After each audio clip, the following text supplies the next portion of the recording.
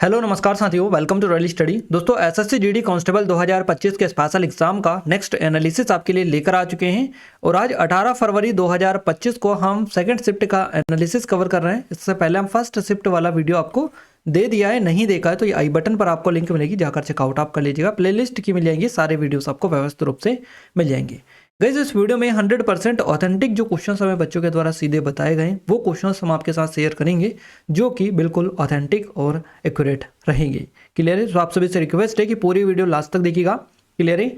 और मैं आपको बता दूं गाइस, कुछ लोग जो हैं वो बोल रहे हैं कि ये जो क्वेश्चंस है ये नहीं आए हैं, तो उनके चक्कर में आप बिल्कुल ना रहे, क्योंकि उनका जो मकसद है वो आप नहीं समझ पा रहे हैं। हम उनका मकसद समझ पा रहे हैं कि वो क्या कहना चाह रहे हैं।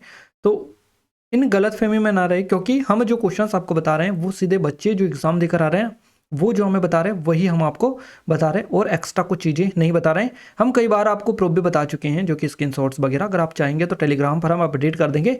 आप कमेंट में कमेंट करके बता दीजिएगा कि आप मैसेज जो स्क्रीनशॉट है वो टेलीग्राम पर डाल दे, तो हम डाल देंगे। ठीक है? बाकी आप बिल्कुल ही उन पर बिलीव ना करें। जो क्वेश्चंस बच्चे बताते हैं वो सीधा हम बताते हैं आपको। आप 100% यहाँ पर जो है हम पर बिलीव कर सकते हैं। क्लियर है? तो आज हम बात करेंगे सेकंड शिफ्ट की, जो कि ऑल क्वेश्चंस हमारे पास में है। लगभग जितने भी क्वेश्चंस जैसे जैसे मिले हम आपको हर एक को बताएंगे। वीडियो की पीडीएफ आपको एप्लीकेशन पर मिल जाएगी, स्टडी मटेरियल में। डिस्प्ले वाली अपडेट कर दी गई है, बाकी की भी जल्द अपडेट करवा दी जाएगी। और आपको मैं बता दूं, कुछ लोग कमेंट कर रहे हैं कि बीच बीच की पीडीएफ नहीं है, तो बीच बीच में गाइस आपका एग्जाम नहीं था। जैसे कि 4 से 7 तक चला था, फिर बीच में गैप था, फिर 10 से 13 तक चला था, फिर गैप था, फिर 17 से स्टार्ट हुआ है, जो कि अभी आपका 21 तक चलेगा। उसके बाद फिर गैप होगा, फिर बाद में आपका 25 को पेपर होगा। तो इस तरह से जितने भी दिन एग्जाम हुई है सभी की पीडीएफ है। जिन जो पीडीएफ आपको नहीं मिल रही है, आप समझ सकते हैं कि उस दिन एग्जाम आपकी नहीं थी। बाकी हमने सारी आपको अपडेट करवा के रखी है। टेलीग्राम को भी ज्वाइन कर लीजिएगा, डिस्क्रिप्शन में आपको लिंक मिल जाएगी। आइए अब हम स्टार्ट करते हैं हमारे पहले प्रश्न से। पहला क्वेश्चन आज का पूछा गया है, हमें 2 बच्चों ने अलग अलग क्वेश्चन से भेजे हैं। एक ने बताया भारत के नए रक्षा सचिव कौन है, तो हमने बता दिया राजेश कुमार सिंह हो जाएगा। दूसरे बता रहे थे कि वर्तमान में भारत के राष्ट्रीय सुरक्षा सलाहकार कौन है।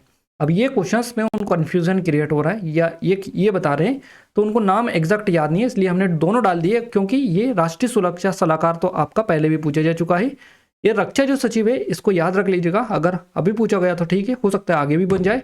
तो इसलिए 2 क्वेश्चन यहाँ से आपके कवर हो जाएंगे। ये कोशिश हमारी रहती है कि हम ज़्यादा से ज़्यादा आपको कवर करवाने की कोशिश करें। क्लियर है? तो हमने दोनों बता दिया कि कौन सा क्वेश्चन था, वो आपका क्लियर हो चुका है। आपका जो भी पूछा होगा हमने आपको बता दिया है ना। राष्ट्रीय सुरक्षा सलाहकार अजित कुमार डोभाल और भारत के नए रक्षा सचिव है राजेश कुमार सिंह। तो भारत के वर्तमान में राष्ट्रीय सुरक्षा सलाहकार अजित कुमार डोभाल है, और अजित कुमार डोभाल जो है भारत के प्रधानमंत्री के 5वें और वर्तमान जो राष्ट्रीय सुरक्षा सलाहकार NSA है, नेशनल सिक्योरिटी एडवाइजर इनको बोला जाता है। तो ये इसके रूप में सेवारत है। 16 अगस्त 2024 को प्रधानमंत्री नरेंद्र मोदी की अध्यक्षता में कैबिनेट की नियुक्ति समिति SC ने अगले रक्षा सचिव के रूप में एक वरिष्ठ IAS जो कि प्रशासनिक अधिकारी है, भारतीय प्रशासनिक सेवा के अधिकारी राजेश कुमार सिंह है ना, इनकी नियुक्ति को मंजूरी दे दी है। तो ये भारत के नए रक्षा सचिव है, याद रखिएगा। रक्षा विभाग रक्षा मंत्रालय जो है इसमें विशेष कर्तव्य अधिकारी राजेश कुमार सिंह, वहाँ 31 अक्टूबर 2024 को वर्तमान रक्षा जो सचिव है गिरिधर अरमाने, इनको सेवानिवृत्ति के बाद रक्षा जो सचिव है ये बेसिकली होंगे। कार्यकाल जो होगा सेवानिवृत्ति की आयु से परे 31 अक्टूबर 2026 तक ये इनका बढ़ा दिया गया है। तो याद रखिएगा। ये गाइज ये हमारी SSC GD वाली स्पेशल टेस्ट सीरीज है, जो कि सिर्फ 49 रुपये में मिलेगी आपको। लिमिटेड टाइम है, अगर अभी तक आपने एनरोल नहीं किया है तो गोल्डन अपॉर्चुनिटी है, बेस्ट चांस है आप सभी लोगों के लिए, क्योंकि यहाँ पर सिर्फ 49 रुपये में आपको अप टू डेटेड डेटा मिल रहा है पूरा का पूरा, और 800 से अधिक यहाँ पर आपको कंटेंट मिल रहा है, जो 1 रुपये में आपको 15 से 16 के समथिंग आपको कंटेंट मिल रहा है ना, जो कि पूरा लेटेस्ट है, अप टू डेटेड। तो ये नंबर है, कोई डाउट है कुछ क्वेरीज है तो कॉन्टैक्ट भी कर सकते हैं। अगर लिंक डिस्क्रिप्शन में है, एप्लीकेशन को डाउनलोड नहीं किया तो करके वहाँ पर जाकर चेकआउट भी आप कर सकते हैं।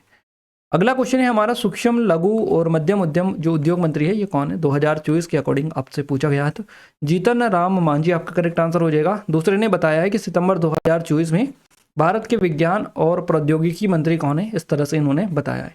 2 लोगों ने अलग अलग तरीके से बताया, तो डॉक्टर जितेंद्र सिंह आपका यहाँ से करेक्ट आंसर हो जाएगा।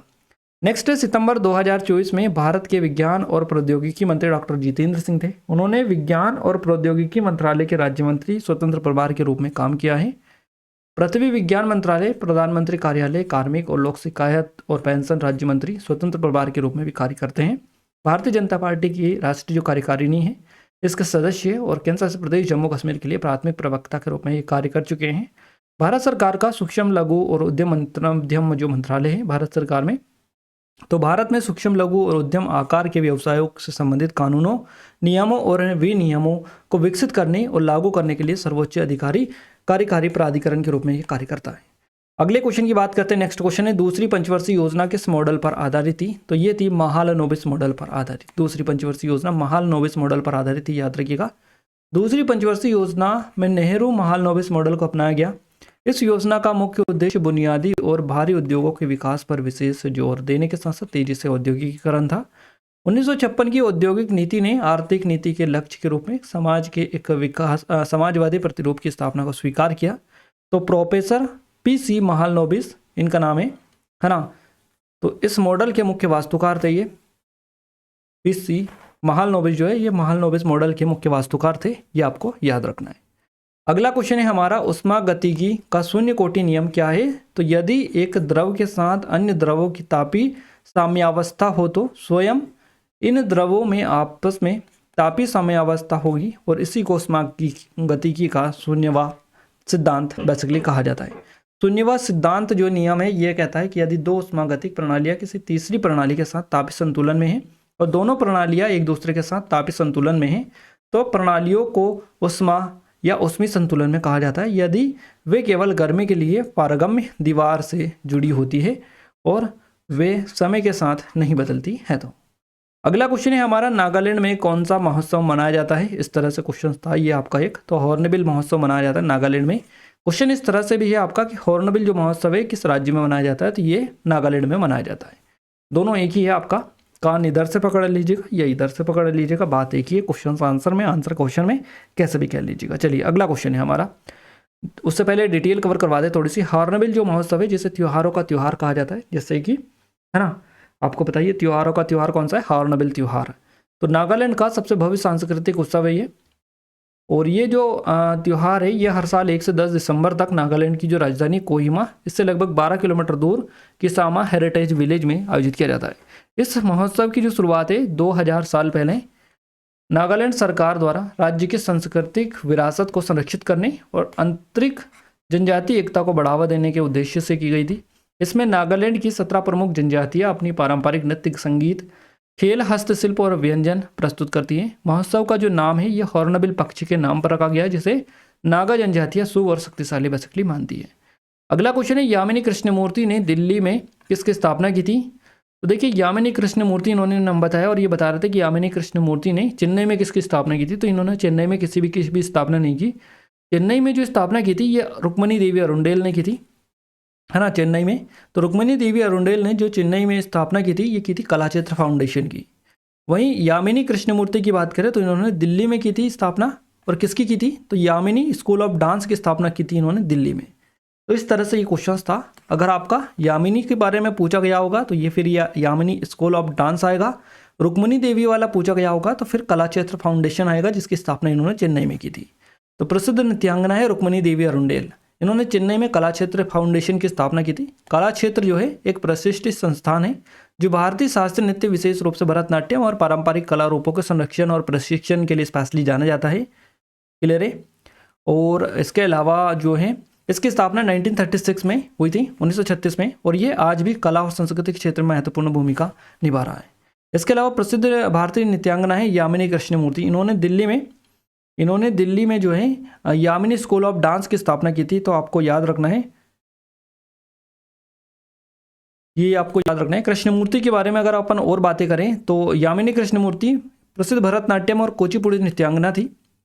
5 साल की उम्र में ही चेन्नई में कलाक्षेत्र स्कूल ऑफ डांस में प्रसिद्ध नृत्यांगना रुक्मणी देवी अरुंडेल से नृत्य सीखना इन्होंने शुरू कर दिया था। याद रखिएगा, यामिनी कृष्णमूर्ति जो है उन्होंने 5 साल की उम्र में ही चेन्नई के कलाक्षेत्र स्कूल ऑफ डांस, जो किसने शुरू किया था? ये रुक्मणी देवी अरुंडेल है, इन्होंने शुरू किया था। तो रुक्मणी जो देवी अरुंडेल है इनसे नृत्य सीखना शुरू कर दिया था इन्होंने, यामिनी कृष्णमूर्ति ने, है ना। तो ये आपका है। और दूरदर्शन के लिए एक नृत्य आधारित टेलीविजन शो भी इन्होंने बेसिकली बनाया था। अगला क्वेश्चन है हमारा, मौलिक कर्तव्य के संशोधन के द्वारा जोड़े गए। तो भारतीय संविधान का जो 42वां संशोधन है जो कि 1976 में हुआ था, इसमें जोड़ा गया। भारतीय संविधान का 42वां संशोधन साल 1976 में हुआ था और यह संशोधन तत्कालीन प्रधानमंत्री इंदिरा गांधी के नेतृत्व में आया था। ये जो संशोधन है आपातकाल के दौरान लगाया गया था या लाया गया था। इसे लघु संविधान या कॉन्स्टिट्यूशन ऑफ इंदिरा भी कहा जाता है। क्लियर है। और इस संविधान के जरिए भारत के संविधान में कई बदलाव किए गए। इनमें से कुछ बदलाव ये रहे जैसे कि भारत का वर्णन संप्रभु लोकतांत्रिक गणराज्य से बदलकर संप्रभु समाजवादी धर्मनिरपेक्ष लोकतांत्रिक गणराज्य कर दिया गया, है ना। इसके अलावा राष्ट्र की एकता शब्दों को बदलकर राष्ट्र की एकता और अखंडता कर दिया गया। संविधान में मौलिक कर्तव्यों को बेसिकली इसी के तहत जोड़ा गया था। अगला क्वेश्चन है, भारत में रोजगार बढ़ाने के लिए किसकी महत्वपूर्ण भूमिका होती है? तो घरेलू निवेश और एमएसएमई सेक्टर जो है इन दोनों की महत्वपूर्ण भूमिका होती है। आई थिंक इन्हीं में से ऑप्शन आपको मिला होगा। भारत में रोजगार के अवसर बढ़ाने के लिए घरेलू निवेश और सूक्ष्म लघु और मध्यम उद्यमों एमएसएमई की अहम भूमिका है। रोजगार बढ़ाने में एमएसएमई की भूमिका क्या है? तो एमएसएमई बड़े उद्योगों की तुलना में कम पूंजी में ज़्यादा रोजगार देते हैं। ग्रामीण और पिछड़े इलाकों के जो औद्योगिकीकरण है इसमें मदद करते हैं। कुशल और अकुशल दोनों तरह के श्रमिकों को रोजगार इसमें मिलता है। खादी कायर और ग्रामोद्योग के विकास को बढ़ावा ये देते हैं एमएसएमई। अगला क्वेश्चन है, सरस्वती 1882 में पंडिता रमाबाई द्वारा प्रकाशित एक प्रमुख पत्रिका थी जो किससे संबंधित थी? तो ये महिलाओं की शिक्षा और सशक्तिकरण से संबंधित थी। इस तरह से आई थिंक क्वेश्चन बना था। बता रहे थे कि सरस्वती 1882 आपसे पूछा गया उससे संबंधित था, तो सही जवाब महिलाओं से रिलेटेड रहेगा। इस तरह से वो बता रहे थे। तो महिलाओं की शिक्षा और सशक्तिकरण से इसका संबंध है। सरस्वती 1882 में पंडिता रमाबाई द्वारा प्रकाशित एक प्रमुख पत्रिका थी जो महिलाओं की शिक्षा और सशक्तिकरण के संबंधित थी। ये पत्रिका महिलाओं के अधिकारों, शिक्षा और सामाजिक सुधारों पर केंद्रित थी। पंडिता रमाबाई महिलाओं की शिक्षा और समाज सुधार के समर्थक थी और उन्होंने इस पत्रिका के माध्यम से अपने विचारों का प्रसार किया था। अगला क्वेश्चन है, कोटुकनिट्ठा, है ना। कोटुकनिट्ठा किस राज्य से संबंधित है? तो केरला आपका करेक्ट आंसर रहेगा। कोटुकनिट्ठा जो है ये एक पारंपरिक परिधान है जो खासकर केरल राज्य में जो नायर समुदाय है इनकी महिलाओं के द्वारा ये पहना जाता है। ये जो परिधान है विशेष रूप से धार्मिक सांस्कृतिक अवसरों पर पहना जाता है। इसका डिजाइन जो है आमतौर पर पारंपरिक शैली में होता है। चलिए, और अगला जो क्वेश्चन बना है ये कमलिनी नलिनी अस्थाना से बना है। कमलिनी और नलिनी अस्थाना किस राज्य से संबंधित है? तो उत्तर प्रदेश करेक्ट आंसर रहेगा। कमलिनी अस्थाना और नलिनी अस्थाना उत्तर प्रदेश के आगरा की दो बहनें हैं जो कथक की बनारस जो घराना शैली है इससे संबंधित है। बेहतरीन प्रदर्शन के लिए स्पेशली जानी जाती है। भारत और विदेशों में कथक की बनारस घराना शैली को लोकप्रिय बनाने में उनके योगदान के लिए स्पेशली जानी जाती है। कमलिनी और नलिनी दोनों का जन्म जो है आगरा उत्तर प्रदेश में हुआ। भारत के राष्ट्रपति ने नलिनी कमलिनी अस्थाना युगल कथक और आर मुथुकमल साधिर पद्मनाभ रेड्डी कुचिपुड़ी को राष्ट्रपति भवन नई दिल्ली में एक विशेष समारोह में पद्मश्री से सम्मानित किया था। तो ये याद रखिएगा, कमलिनी नलिनी कमलिनी अस्थाना युगल कथक के लिए इनको दिया गया था पद्मश्री। कमलिनी अस्थाना और नलिनी अस्थाना उत्तर प्रदेश के आगरा की रहने वाली बहनों का युगल है जो कथक की बनारस घराना शैली के अपने शानदार प्रदर्शन के लिए स्पेशली जानी जाती है। अगला क्वेश्चन है, लोह युग कब से कब तक चला था? तो ये 1200 ईसा पूर्व से 500 ईसा पूर्व तक चला था। लोह युग करीब जो है 1200 ईसा पूर्व से 500 ईसा पूर्व तक चला था। ये कांस्य युग के बाद आया था और लोहे के व्यापक इस्तेमाल की वजह से इस युग को जाना जाता है। लोहे के औजार और हथियार कांस्य के मुकाबले ज़्यादा टिकाऊ और कुशल थे। लोहे के औजार और कृषि औजारों की वजह से कृषि पद्धतियों में सुधार हुआ। लोहे के औजारों और हथियारों के आने से कृषि, व्यापार, युद्ध और सामाजिक संरचनाओं में बदलाव आया। लोहे के स्थायित्व और बहुमुखी प्रतिभा की वजह से जटिल कलाकृति सजावटी वस्तुओं का निर्माण संभव बना है। तो ये सारी चीज़ें लोहे की वजह से पॉसिबल हो पाई है। ये हमारी TCS की स्पेशल ई बुक है गाइस, जो TCS का लेटेस्ट पैटर्न है उसकी है। सामान्य ज्ञान की स्पेशल ई बुक ये है। इसकी प्राइस अभी सिर्फ 25 रुपीज़ है। 25 रुपीज़ में आपको लेटेस्ट वाले 1500 से अधिक क्वेश्चन मिल रहे हैं, है ना, जो TCS के लेटेस्ट है, अपडेटेड क्वेश्चन है सारे के सारे।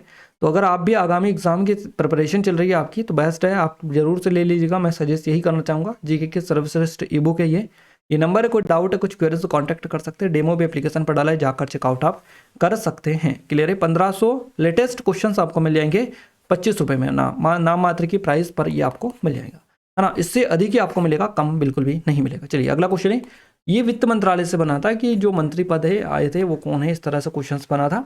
एग्जैक्ट ये नहीं मिल पाया था।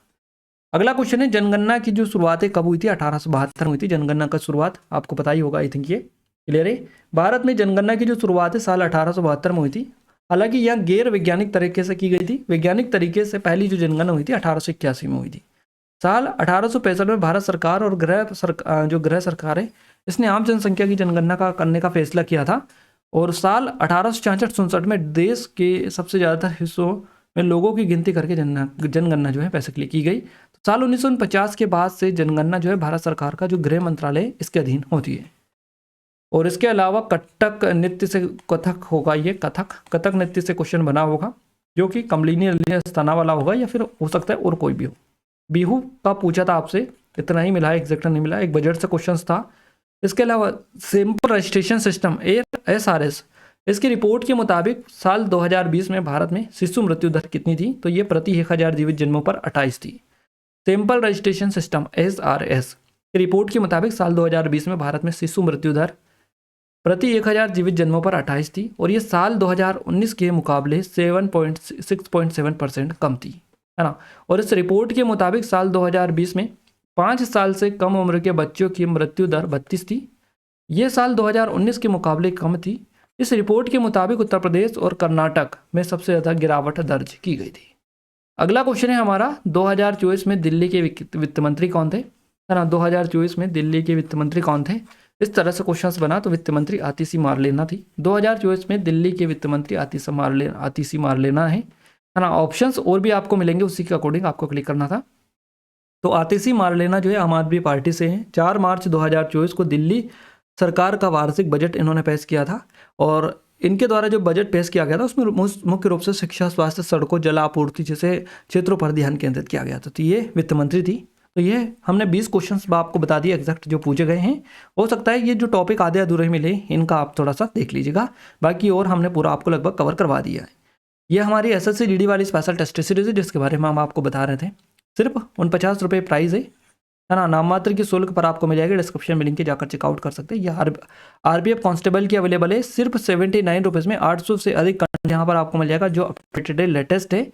और अगर यहाँ से आप प्रिपेयर इसका करेंगे RPF कांस्टेबल का, तो 100% गारंटी के साथ कह सकता हूँ जो आपके टॉपिक बने हैं सारे के सारे टॉपिक अपडेट करवा के रखें। अगर उन्हें पहले से ही आप प्रिपेयर कर लेते हैं तो आप 100% एग्जाम को यहाँ से क्रैक कर पाएंगे, है ना। तो जाकर चेकआउट करिएगा, लेटेस्ट पैटर्न है पूरा का पूरा जो एग्जाम में आपका बनेगा।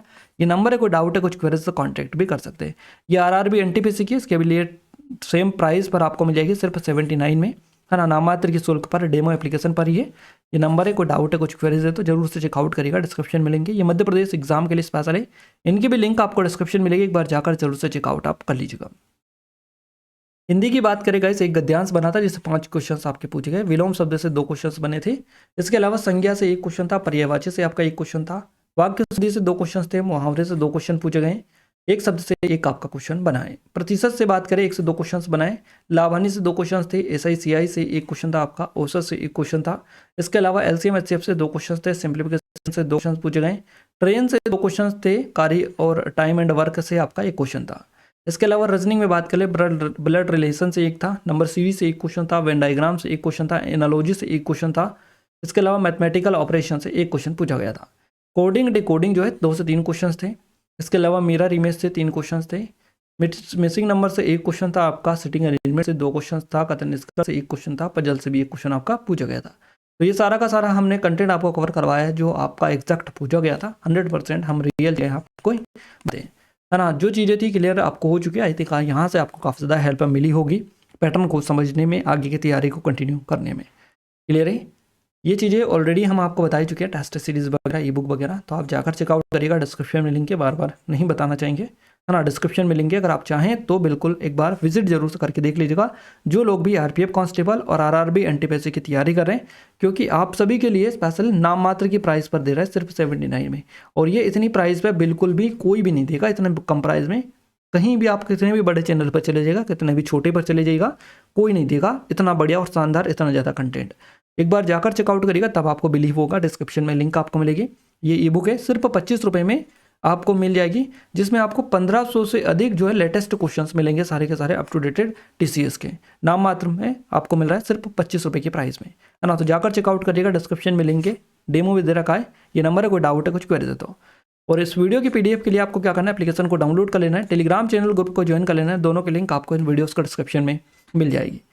इस वीडियो को लाइक नहीं किया है तो वीडियो को लाइक, चैनल को सब्सक्राइब करके बेल आइकन को ऑल पर सेलेक्ट कर दीजिएगा ताकि जो भी नया वीडियो है सबसे पहले आप सभी के पास में पहुंच पाए। तो मिलते हैं हमारे नेक्स्ट स्टडी वीडियो में, तब तक के लिए जय हिंद, वंदे मातरम।